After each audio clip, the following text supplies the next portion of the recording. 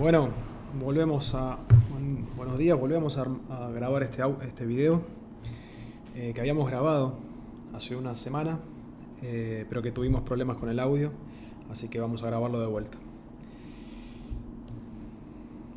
Entonces, antes que nada, para quienes tengan la duda de qué es Bayes,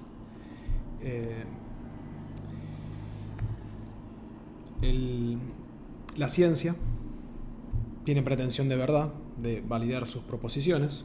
Las ciencias formales validan sus proposiciones en sistemas axiomáticos cerrados y no tienen incertidumbre. Pero las ciencias con datos, cualquiera sea, desde la física hasta las ciencias sociales, tienen que validar sus proposiciones en sistemas abiertos con incertidumbre. Entonces, ¿qué es una verdad en contexto de incertidumbre? Bayes va a ser el sistema de razonamiento para estas ciencias. Un ejemplo. Tenemos 3 cajas y detrás de una caja hay un regalo. ¿Dónde está el regalo? Bueno, podemos elegir una de las cajas, decir, bueno, está en la del medio. Como si supiéramos. Ponemos toda nuestra creencia en la del medio. Poner toda nuestra creencia en la del medio es la certeza absoluta. Pero si no sabemos dónde está el regalo, ¿qué podemos hacer? Bueno, podemos distribuir la creencia. La dividimos de cierta forma. Ponemos más en la del medio que en la de los costados. Pero dada la información que tenemos, ¿por qué no tenemos preferencia por la del medio? Entonces, en general, nos ponemos de acuerdo en dividir la creencia en partes iguales, dada la información que tenemos. Y esto es un acuerdo intersubjetivo, porque cumple con el criterio básico de lo que sería no mentir, es decir, no asegurar más de lo que sabemos. Esto es maximizando incertidumbre. Cuando poníamos toda la creencia en el medio, era la certeza absoluta. Cuando dividimos en partes iguales, maximizamos incertidumbre. Entonces, no aseguramos más de lo que sabemos de esta forma, pero sin ocultar lo que sí sabemos. Y en este caso, sabemos que está en alguna de las 3 cajas. Entonces, no ponemos creencia fuera de esas cajas. Y este principio, que es lo más intuitivo del concepto de no mentir, no asegurar más de lo que sabemos, sin ocultar lo que sí sabemos, dada la información, maximizar incertidumbre, dada la información disponible, va a ser el principio fundamental de las verdades en contextos de incertidumbre. Una pregunta: ¿cómo actualizamos o preservamos esos acuerdos intersubjetivos? Bueno, ahí están las reglas de la probabilidad que se descubren en el siglo XVIII y que son el sistema de razonamiento de toda ciencia con datos. Son 2 reglas, simplemente, y conceptualmente son 2 reglas intuitivas. La primera, que le dicen la regla del producto, no es más que preservar la creencia previa que sigue siendo compatible con el dato. Y la otra regla es predecir con la contribución de todas las hipótesis. Para quien quiera intuición respecto de estas reglas, al final de la charla, ahora voy a presentar qué es Bayes plurinacional, pero al final de la charla vamos a hacer una presentación sobre el taller que vamos a dar en Salta. Entonces, desde que se propusieron las reglas de la probabilidad hasta la actualidad, no hubo un sistema alternativo nuevo, mejor en términos prácticos, y actualmente las reglas de la probabilidad siguen siendo, después de varios siglos, el sistema de razonamiento de todas las ciencias con datos, y basado en estas 2 reglas. El problema que tiene es un problema de costo computacional, porque la aplicación estricta de la regla de la probabilidad nos obligarían a evaluar todo el espacio de hipótesis. Y cuando los problemas son complejos, que tienen varias variables y cada variable tiene varios valores, el problema tiene muchas combinaciones, como hay muchos universos paralelos. Entonces, evaluar todos los universos paralelos a veces no es posible. Y eso fue lo que ocurrió históricamente. En el siglo XVIII nace, la regla de la probabilidad. En el siglo XIX la física estadística resuelve varios problemas de forma estricta. En el siglo XX se desarrollan un montón de alternativas. En vez de evaluar todo el espacio de hipótesis, tener estimaciones puntuales que fueron útiles. Pero ya en las vísperas del siglo XXI, con la capacidad de cómputo, por primera vez podemos aplicar o aproximar las reglas de la probabilidad, la inferencia que hacemos con ellas, en casi cualquier problema. Y esto es el concepto de evaluar todo el espacio de hipótesis, es lo que para nosotros es la definición de Bayes, simplemente. Es decir, hay un único sistema de razonamiento y si pudiéramos usarlo si podemos usarlo de forma correcta o estricta, lo hacemos porque funciona mejor, en definitiva. El problema es computacional. Entonces, con el desarrollo de la computación, de hecho, se observa un crecimiento en la cantidad de artículos científicos publicados sobre temas de bayesianos, con aplicaciones bayesianas. Acá tenemos un gráfico del crecimiento de los artículos en América Latina, con afiliación en América Latina. Es interesante observar que hay 4 fases. Una primera fase que es hasta los años 90, desde 1975 hasta 1989, donde no llega a haber más de 10 artículos publicados por año. Fíjense que en el EGI está en escala logarítmica, es decir, vamos de 1 a 10 a 100 a 1000, ¿sí?, por año. Entonces en los primeros, hasta el 89, solamente 10 artículos. Entre el año 1990 y 1997 empieza a crecer exponencialmente, con una cierta tasa de crecimiento. En 1998, que es ya cuando el Internet empieza a generalizarse, hay un crecimiento de 60% en las publicaciones, no se nota, pero es 60%, y una tasa de crecimiento estable que dura hasta el año 2013, que es cuando se publica una red neuronal y empieza la era de las redes neuronales profundas, y de vuelta el costo computacional en esas aplicaciones en particular vuelve a ser un problema y se siguen usando entonces estimadores puntuales en esos casos. Y el foco cambia la pendiente porque el foco en algún punto pasa a la atención de la inteligencia artificial pasa a las redes neuronales en algún punto. Y por inercia histórica, porque venimos del siglo XX con métodos que veníamos usando que eran de estimaciones puntuales, el enfoque bayesiano, la evaluación de todo el espacio de hipótesis, sigue siendo marginal en la mayoría de los institutos universitarios y en América Latina, a pesar de que el crecimiento es continuo y va a seguir en adelante, porque simplemente es su aplicación estricta.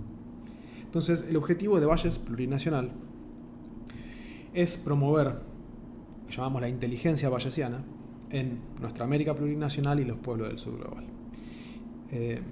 Nosotros armamos un congreso en el año 2000, el año pasado, donde vino gente de diferentes disciplinas, desde ecología, medicina, astronomía, geología, psicología, cuántica, economía, ingeniería, filosofía, biología, estadística. Es un montón de disciplinas, justamente porque es el sistema de razonamiento para todas las ciencias con datos.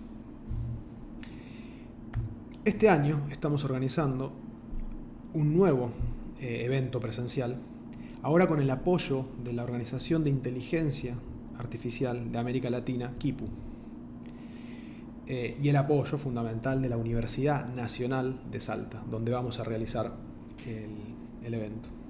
De hecho, ya que estamos, les voy a mostrar dónde vamos a estar. El evento es en América Latina, claramente, y la Universidad de Salta queda en el norte argentino. En particular, este es el predio. Acá vamos a estar 3 días, desde el 6 de agosto hasta el 8 de agosto. Ya que estamos acá en la página, ¿por qué no? Vamos a mirar Bueno, tenemos hospedaje. Tenemos hospedaje para disertantes, que tenemos ya una casa reservada, y tenemos un hotel también para disertantes.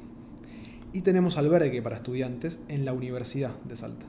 Son 2 habitaciones con 36 camas en total, gratuitas para quien quiera ir. Hay que inscribirse, no se olviden si van a ir, hay que avisar. Y tenemos también instalaciones para acampar.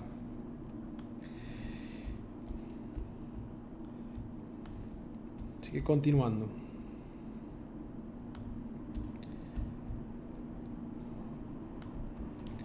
Esto va a ser el evento de este año, va a ser en Salta.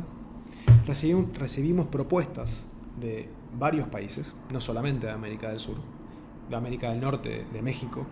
La gente de México no va a poder venir presencialmente por la distancia en la que estamos, pero quizás, muy probablemente, tengamos un evento virtual la semana del 24 de julio, 2 semanas antes del Congreso,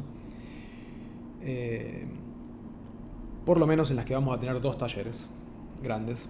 Voy a adelantar mi taller en ese momento y vamos a tener un invitado de Estados Unidos. Y bueno, tenemos las propuestas que recibimos. Hay talleres intensivos, va a haber talleres intensivos de 3 días. Uno que va a ser introductorio, que va a ser el que doy yo, sobre evaluación de modelos, series temporales y toma de decisiones. Y otro intensivo que va a dar Tomás Capreto, que trabaja en PyMC Labs, y va a hablar sobre estadística bayesiana con un lenguaje de programación probabilística, que sirve para resolver la inferencia en cualquier tipo de modelo, de problema, modelo causal que estemos interesados en resolver. Después habrá talleres específicos que duran, es un solo día, de un bloque de 1 hora y cuarto. Tenemos 3. Leila va a hablar de inferencia causal en modelos bayesianos. Enrique Terhorst viene de Colombia, va a hablar de estudios bayesianos sobre criptomonedas. Camila Neder va a hablar sobre modelos de distribución de especies. Va a hablar, en realidad son talleres, así que más que hablar hay cuestiones prácticas. Y en eso queremos enfocarnos fundamentalmente en este encuentro presencial. Cuestiones prácticas.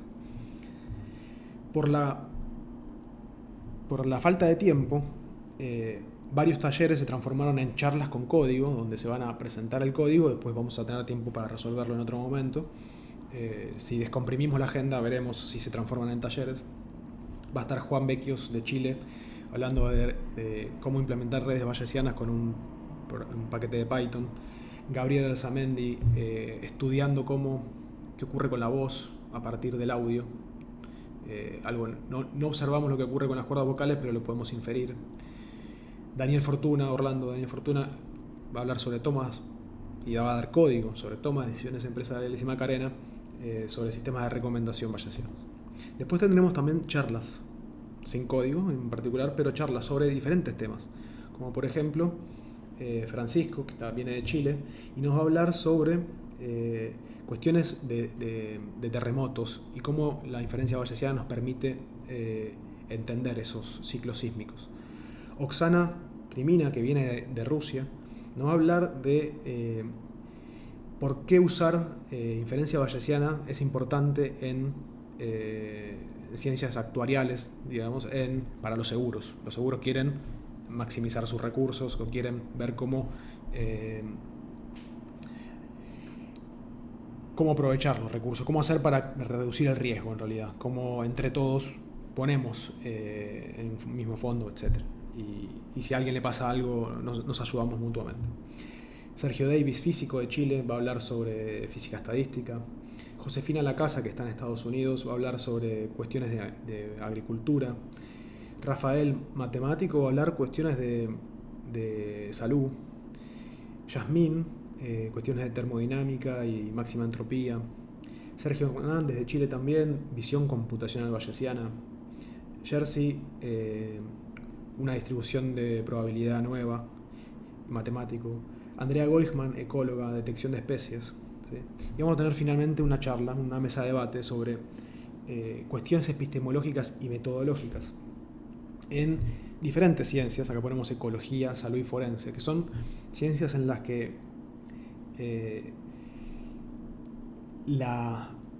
evaluar correctamente las hipótesis es importante. ¿Sí? Y son problemas comunes a diferentes ciencias, entonces, bueno, va a haber invitados en esa mesa de debate.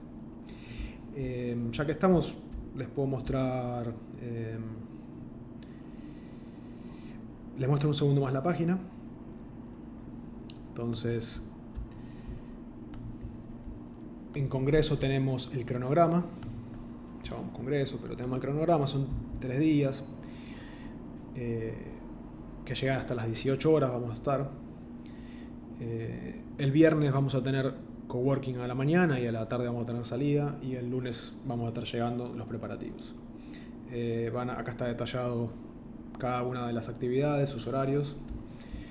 También podemos ver a los disertantes: Tomás Capreto, Camila Neder, Leila Splanato, Enrique Terhorst, Juan Becchios, Gabriel Alzamendi, Macarena Piaggio, Daniel Fortuna, Francisco Ortega, Oksana Crimina, Josefina Lacasa, Sergio Davis, Rafael Tobar, Yasmín Navarrete, Jersey Torres, Andrea Goigman, Fernando Momo y quien les habla.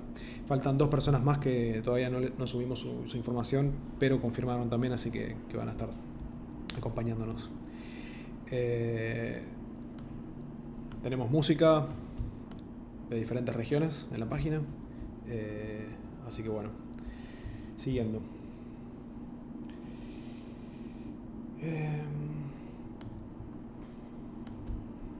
Entonces,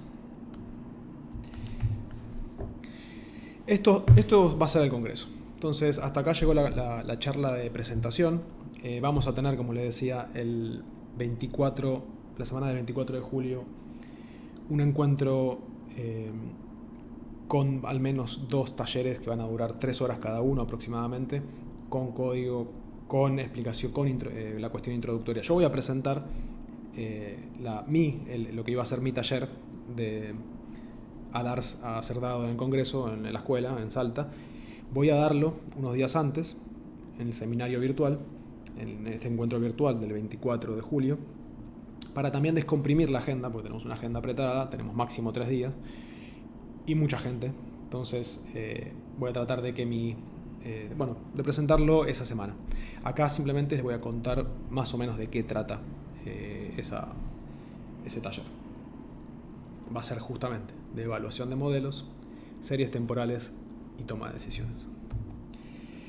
Para quienes comienzan en esta área, cuando tenemos un problema, el problema de las cajas, detrás de una caja está el regalo, ya habíamos hablado de ese problema, y queremos resolverlo, lo que hacemos básicamente en cualquier ciencia es tratar de comprenderlo en términos causales. Cómo es que las cosas interactúan entre sí, para poder predecir, para poder pensar cómo actuar. Entonces, hay un regalo detrás de una caja. Nos dicen que elijamos una caja, que cerremos una caja, y alguien, dependiendo de dónde esté el regalo y la caja que hayamos elegido, nos va a señalar, nos va a mostrar que adentro de una de las cajas no está el regalo. La relación causal es la siguiente: la persona no puede señalar dónde está el regalo y tampoco puede señalar la caja que elegimos. Entonces, ¿qué hacemos? Este es nuestro modelo causal. Y este modelo causal lo que genera induce universos paralelos. Para simplificar el problema, supongamos que ya la única opción es que elegimos la caja 1, no vamos a pensar que podíamos elegir la caja 2. Y lo que hicimos al principio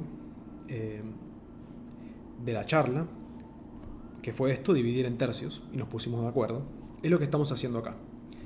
Tenemos 3 universos paralelos: el universo paralelo en el que la caja está en el regalo 1, el universo paralelo en el que el regalo está en la caja 2 y el universo paralelo en el que el regalo está en la caja 3.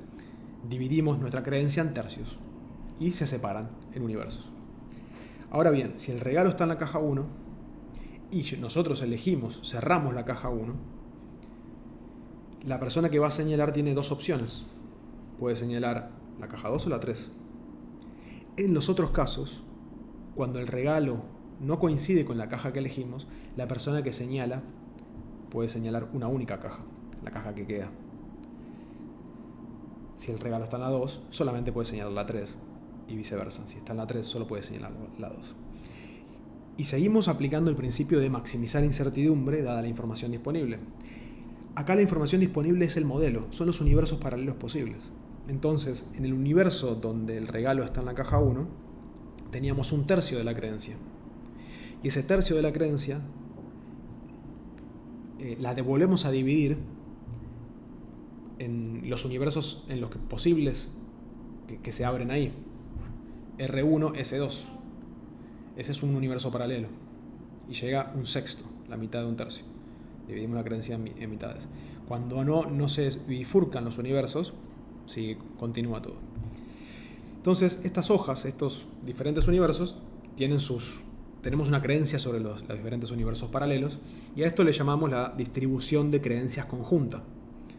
Entonces, que ocurra que el regalo está en la caja, que nos señala en la caja 2 y el regalo está en la caja 1, nosotros le pusimos un sexto de creencia, dividiendo en partes iguales. Lo mismo ocurre con el otro caso, que el regalo está en la caja 1 y nos señala en la caja 3. Que nos señala en la caja 2 y el regalo está en la 2 es imposible, ya lo vimos por el modelo causal. Y bueno, esto es lo que nuestro acuerdo intersubjetivo dado la información disponible, que es el modelo causal y los universos paralelos que se abren, maximizando incertidumbre. Ahora bien, tenemos una creencia conjunta, pero por ejemplo nosotros quisiéramos predecir dónde está el regalo, dada la creencia conjunta, o predecir qué caja nos van a señalar, ¿sí? Entonces lo que hacemos es una de las reglas de la probabilidad, que es predecir con la contribución de todas las hipótesis. Entonces hay 3 universos o 2 universos en los que puede señalar la caja 2. Entonces sumamos esas creencias simplemente. Sumar las creencias es predecir con la contribución de todas las hipótesis. Ahora bien, nos señalan la caja. ¿Y qué pasa cuando nos señalan la caja? Tenemos un observable, tenemos un dato, algo que era una hipótesis al principio.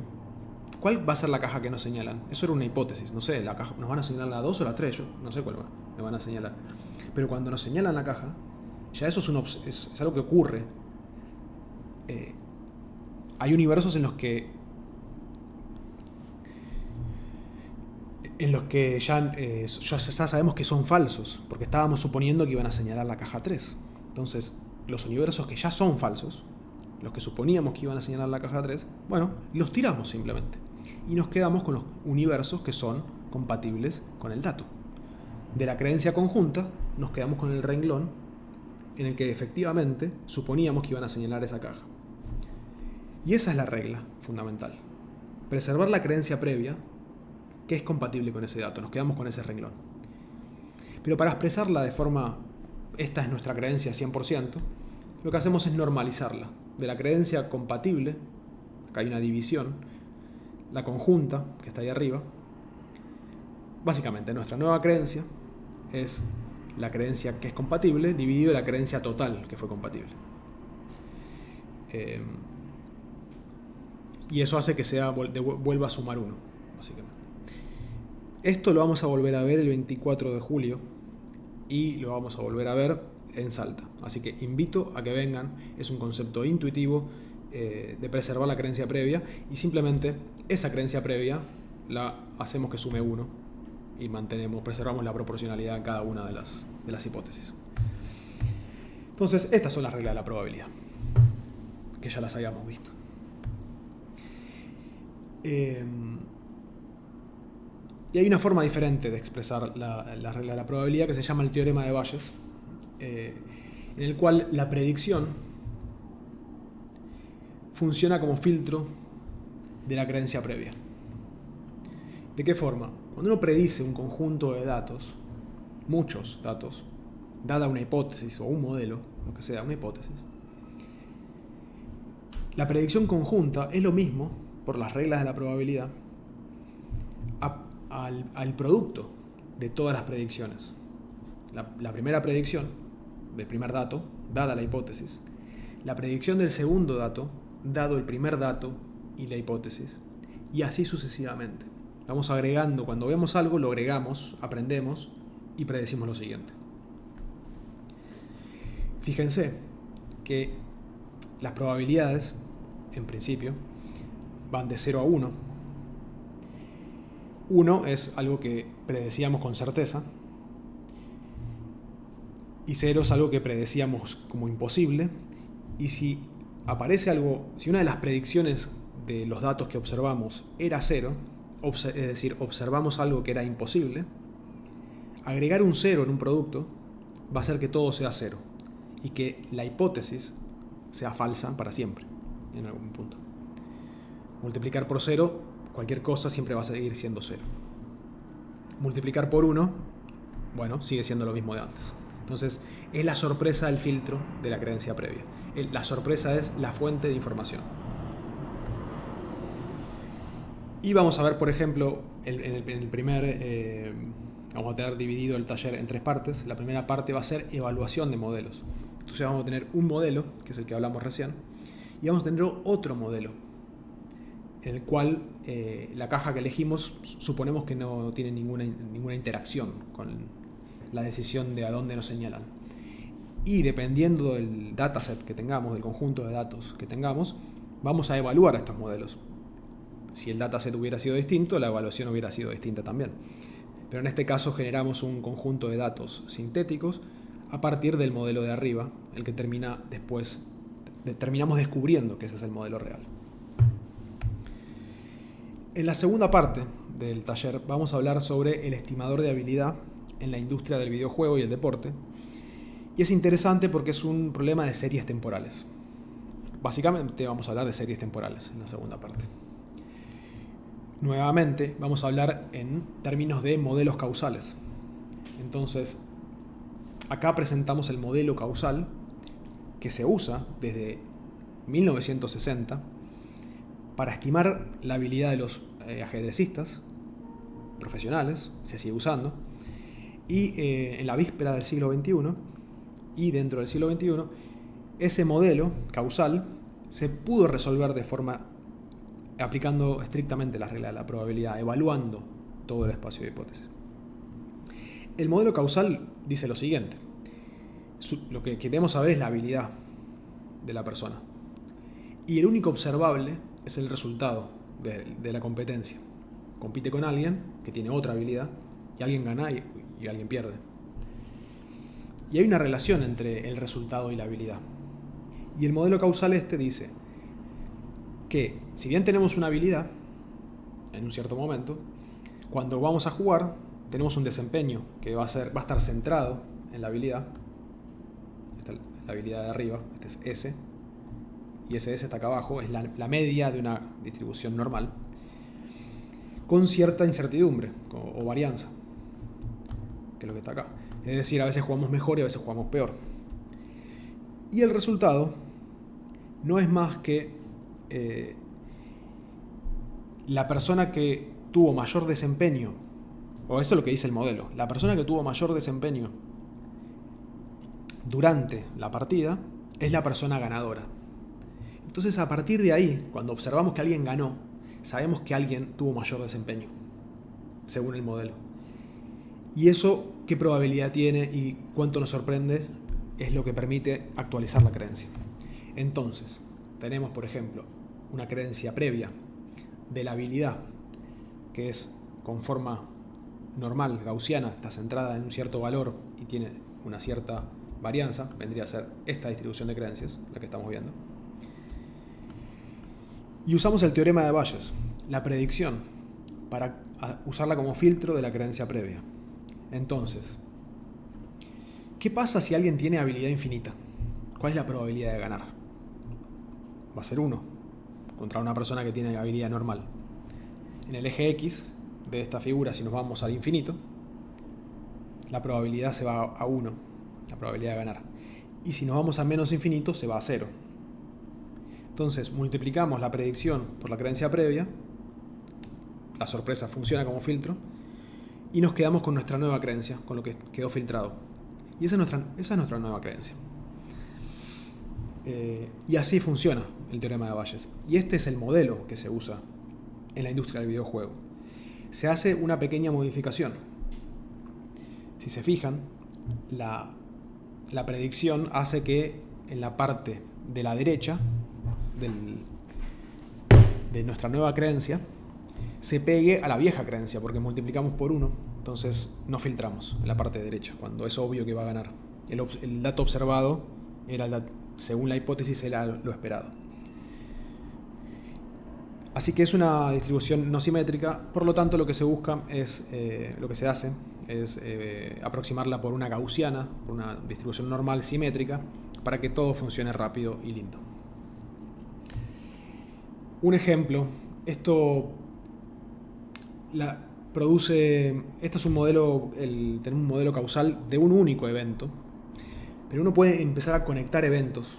Yo jugué contra alguien al tenis y después jugué contra otra persona, y entonces esos son dos eventos, dos modelos causales que estarían separados en principio, pero si lo podemos conectar, ¿de qué forma? Mi habilidad en un cierto tiempo depende de mi habilidad en el tiempo pasado. Entonces, de esta forma, tenemos, por ejemplo, dos personas que tienen en un cierto momento una habilidad. Esta es la distribución de creencias de la habilidad de una de las personas. Y esta es la distribución de creencias de la habilidad de la otra persona. La habilidad en un cierto tiempo depende del tiempo anterior. Esa es la relación causal. Y así sucede. Y bueno, la habilidad en ese tiempo genera un desempeño para ambos jugadores. Cada uno tiene su desempeño. Y lo que observamos es básicamente quién tiene mayor desempeño. Porque vemos que ganó el de la izquierda. Y acá ganó el de la derecha. Entonces, imagínense un videojuego. Millones de partidas. Una única red. Toda conectada. Cuando recibimos una información, tenemos un observable, eso entra la información en el sistema y hay que propagarla por toda esa red.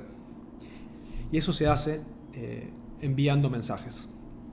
En este caso, propagando la información. En este caso, propagamos. Tenemos una distribución de creencias a priori, la cual usamos para predecir. Y nos sirve esa predicción, la usamos para actualizar nuestras creencias. Entonces, fíjense que la persona que ganó ahora creemos que es más hábil, está hacia la derecha del 0, y la que perdió está hacia la izquierda del 0.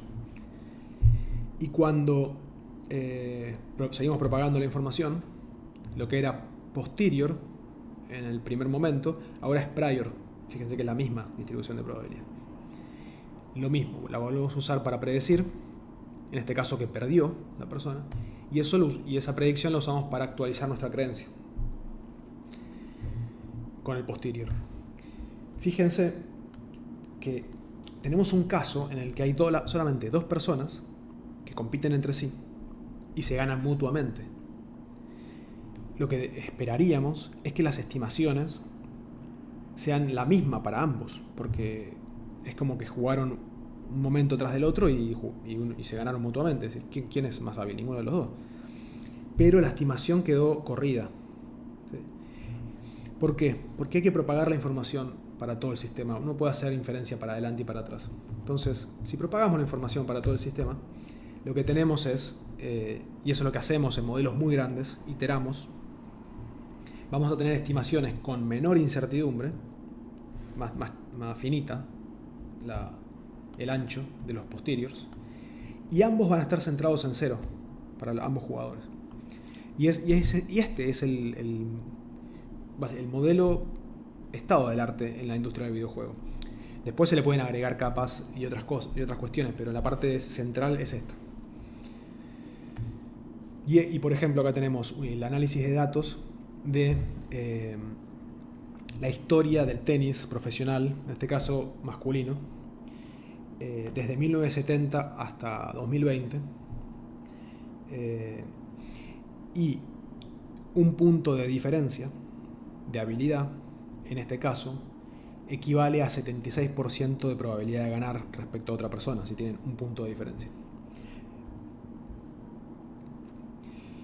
Es interesante ver lo que pasó en los últimos años, desde que apareció Federer, que se mantuvo en los primeros lugares hasta que se retiró prácticamente. Una habilidad superior o equivalente a los puntos en el pasado. Superior a la mayoría, digamos. Pero también Nadal y Djokovic. Lo que permite este modelo es tener comparabilidad histórica. Al propagar la información para adelante y para atrás, tenemos buenas estimaciones al principio de las series temporales. Fíjense que tenemos la misma estimación acá, la misma incertidumbre al principio de la serie temporal que al final. Hay cuestiones interesantes que se pueden analizar acá. La ventana de oportunidad que se generó en los años 2000, el momento en que dos argentinos estuvieron en la final del Roland Garros en particular. Y bueno, se podrían analizar un montón de cosas para la gente que sabe. Pero bueno, entonces, la segunda parte del taller va a ser sobre series temporales. Y este es un ejemplo que vamos a revisar en detalle. Después, la tercera parte va a ser sobre toma de decisiones. Y vuelvo a retomar la predicción, o la creencia, en realidad la creencia compatible con los datos. La creencia compatible es la predicción, la creencia a priori y la predicción, que es esta es la creencia a priori y esta es la predicción de los datos, de todos los datos juntos. Lo que habíamos hablado antes, si hay un 0 en la secuencia, la hipótesis se hace falsa para siempre. Se extingue como las especies. De la falsedad no se vuelve. Y esto tiene que ver porque la función de costo evolutiva, le llamamos, también tiene esa estructura multiplicativa, en el que la proporción de la población actual depende de la proporción de esa inicial de esa población y de una secuencia de tasas de reproducción mayores a 1 y de supervivencia entre 0 y 1. Si hay un 0 en la secuencia, la especie se extingue. En estos procesos particulares, donde las variantes, sean las formas de vida o las hipótesis, se seleccionan siguiendo un proceso multiplicativo, ¿cuáles son las variantes que más crecen? Veamos un ejemplo en términos de apuesta, pero es el mismo ejemplo en términos multiplicativos. Cuando recibimos una cara, nos reproducimos. Reproducimos nuestra riqueza, por ejemplo. La reproducimos 1.5. Nosotros apostamos a cara y si sale cara, nos devuelven lo que apostamos y 50% más. Y si apostamos a sello, a seca, nos pagan... bueno, acá simplemente no estoy haciendo apuestas acá, lo simplifiqué. Si sale cara, básicamente lo simplifiqué. Si sale cara, crecemos 50%, si sale seca, reducimos 40%, simplemente. No hay apuestas. Entonces, ¿nos conviene jugar? Es decir, crecemos más de lo que decrecemos. Crecemos 50%, si es una moneda, sale 50 y 50 probabilidad. Entonces, y crecemos con 50% cuando sale cara y reducimos solo 40 con seca.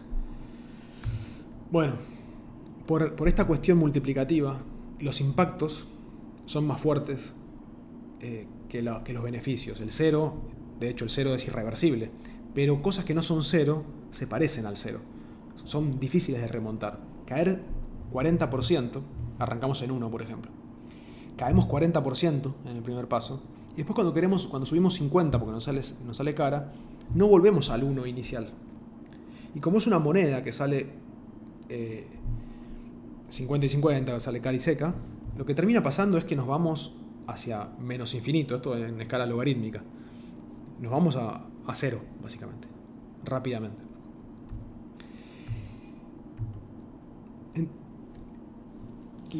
Desde que surgió la vida en la Tierra, que surgió de una forma muy simple, hasta la actualidad, la vida adquirió una enorme complejidad. Y una de las soluciones que tiene la vida para sobrevivir es lo que ya se llaman transiciones evolutivas mayores, que son, inicialmente hay individuos solitarios que forman grupos cooperativos y hay un momento en el que pasan a ser como una unidad de nivel superior. Y así sucesivamente, esa unidad de nivel superior, hay varias, se cooperan para ser una unidad de nivel superior. Y esto ocurre en nuestra propia vida. Es un fenómeno permanente en la evolución y nuestra propia vida depende por lo menos de 4 niveles de cooperación. Cada célula nuestra coopera al interior con la mitocondria, que tiene su propio ADN y es una vida, había sido una vida que se reproducía independientemente antes y en un momento se unieron. Las células, cada una de las células forman parte de un organismo multicelular, cooperan entre sí. No podríamos vivir sin ser parte de la sociedad, al menos como seres humanos. Y qué decir, vivir sin ecosistema. Nosotros dependemos de la relación con otros seres vivos. Entonces, supongamos en este ejemplo que nos salía cara. Cuando nos sale cara aumentamos 50, cuando nos sale seca, sello, reducimos 40%. En 2 pasos temporales, en este caso tenemos 2 personas que no cooperan, arrancan con 1 de riqueza, y en el primer momento la primera sale seca, sale cara, aumenta 50%, y esta reduce 40%, entonces se multiplica, y tiene 1.5, 0.6. Ahora después le salen al revés, a este le sale seca, sello, y a este le sale cara. Y terminan cada uno con 0.9 de riqueza. Ahora bien, supongamos que cooperamos, que cada uno de los individuos ponen en un fondo común sus recursos, después de tirar la moneda, y lo dividen en partes iguales. Arrancan también, tenemos 2 personas que cooperan en este caso, arrancan con 1 de recursos, tenemos los mismos resultados, le salen cara y seca al principio, pero en vez de quedarse con lo que tenía cada uno, lo pusieron en un fondo común y dividieron en partes iguales. Pusieron 1.5 más 0.6, 2.1, dividieron por 2 y se quedaron con 1.05 cada uno. Ahora ocurre lo contrario. Al que le salió cara le sale seca y al que le salió seca le sale cara. Actualizan sus recursos, los ponen en un fondo común y dividen en partes iguales. Y solamente por ese hecho pasan a tener una riqueza de 1.1. Simplemente por ese hecho. No estamos agregando nada más. Entonces, si tenemos, esto es lo que ocurre jugando individualmente, en un proceso multiplicativo, con estas características. Si jugamos individualmente, vamos a morir. Pero si cooperamos, si ponemos en un fondo común y dividimos en partes iguales, vamos a tener la esperanza. Vamos a crecer 5% por paso temporal. Y en el otro caso vamos a caer casi 5% por paso temporal. Una pregunta que surge es, claro, todos cooperamos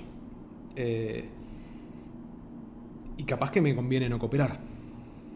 Si dejamos de aportar al fondo común y sigo recibiendo la cuota, capaz que es algo bueno, no pago impuestos y me beneficio. A esto le llaman la tragedia de los bienes comunes. Cooperar mutuamente sería, si yo coopero, el hecho de cooperar, acá sería mi comportamiento. Cooperar tiene un costo. No importa lo que haga la otra persona, pues estoy cooperando. El beneficio lo recibo porque la otra persona coopera. Sí. Y no lo recibo cuando la otra persona no coopera. El problema que hay es que, si bien nos conviene que ambos cooperemos, visto individualmente, yo gano más si no coopero. Incluso si la otra persona, no importa lo que haga la otra persona, si coopero y la otra persona no coopera, también me conviene más. Entonces siempre me conviene más no cooperar, en principio, individualmente. Y eso hace que todos terminamos no cooperando. ¿Sí? ¿Esto es así? Esto es una simulación. Cuando hay cuando todas las personas están cooperando. Sigue esa tendencia de la cooperación que habíamos visto antes. Ahora supongamos que hay una persona que deja de cooperar, que deja de poner sus recursos en un fondo común, pero sigue recibiendo la cuota parte, la cuota que se divide en partes iguales. Le debería ir mejor que lo que le iba antes. Eso es lo que esperaría esa persona, ¿no? Bueno, no ocurre eso. Acá lo que vemos es esa línea que es medio con ruido, es la persona que deja de cooperar. Y justamente está arriba de las personas que están cooperando. ¿Qué pasó acá? Lo que ocurrió es que la persona que deja de cooperar le aumenta las fluctuaciones al grupo del cual depende y cae con ellos. Y si otra persona más quisiera dejar de cooperar para ganar beneficio, nos vamos todos al muere. Entonces, no ocurre. Incluso la persona que deja de cooperar no tiene un beneficio mayor, no tiene mayor riqueza que cuando cooperaba. No es una tragedia de los bienes comunes. ¿Sí? Los procesos multiplicativos en probabilidad o en evolución no tienen la estructura de tragedia de los bienes comunes. Bueno, y esto, que es una cuestión de toma de decisiones, es uno de los puntos que vamos a ver, el tercer punto que vamos a ver en el taller. Así que bueno, finalizamos acá. Muchas gracias. Nos vemos el 24 de julio, o en la semana del 24 de julio, los vamos a estar anunciando. Nos vemos en Salta el 6 al 8 de agosto. Tenemos hospedajes para estudiantes. Anótense, avisen. Y bueno, nos vemos. Hasta luego.